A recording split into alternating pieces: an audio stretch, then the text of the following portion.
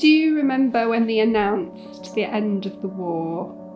I have a feeling I was washing my hair, and the radio was on, and I had to stop washing my hair and turn the tap off and to hear, can that be true? It was a marvellous moment. I remember very well, we were on duty, on watch, and somebody came in and said, the war's ended, the war's ended. At some point, going to sleep on the cloakroom floor, which was a hard stone, you know, and I was on duty, but the war had ended, and I thought, can I have a sleep? Everything was suddenly lifted from your shoulders of all the horrors that had been going on around you. Absolute elation in all respects. One must have been among the first people who knew that the war had finally ended and 6 years of our life were going to be changed. I was billeted in Bedford then, so I think we just quietly went home on the train to Bedford. But I do remember we didn't know whether we ought to say anything, because had it been announced by the time we went off duty. And then when I got back to my billet there, the door was open and the landlady said, "We've just heard the war's over." I just said, "Oh, how wonderful, is it really?" With my father in the Navy and my brothers in also so many relatives all fighting in dangerous places. So, the joy that there was a life ahead. It was over. But of course we stayed on at Bletchley. The work didn't finish then. But of course it felt different when you went into work the next day. I suppose there was an atmosphere and people were smiling, and I don't really remember, you just got on with your work.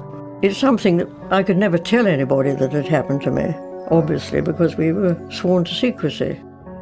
There was nothing much to be done, apart from those who'd been given the job of destroying everything. So I was only there for a few days, and I was posted down to wait for my demob. I stayed until they dropped the atom bombs. Then after that was over for us, so that we were demobbed. My friend was getting married in Sheffield, where she lived, and Churchill's speech was relayed at the wedding breakfast. And I went back home, and I was just not allowed in the park at all. Nobody told me anything at all. I was barred by the armed guard, and they said, your hat has been burnt down. And I had to go back to my billet, and I had told poor Mrs. Koppak that we no longer wanted to be there, and I had to pack up. She cried because the children had measles, and well, she wanted the money, but there's nothing I could do. My parents sent her a chicken because we had hens and things, and I kept in touch for a little bit, and that was the end of Bletchley. We didn't talk about it in the plus, we didn't talk about it to each other, we didn't talk about it in our billets. We somehow knew that this was special, but I was very bitter, I must say. When people had marches and things like that, we got nothing. No recognition whatsoever. I remember walking out at the end of the war. The place was quiet. Some people had gone. I wasn't needed. I just walked out. Nobody shook hands and said, "Thank you for this," and we were just allowed to drift away.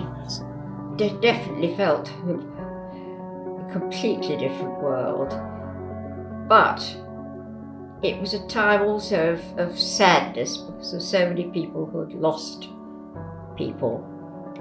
You had to readjust to the fact that your family was all different in so many families, and you had to adjust and always be so careful when you talked to other people, because you weren't sure how everybody had survived. We were all very conscious of the dangers that had been encountered.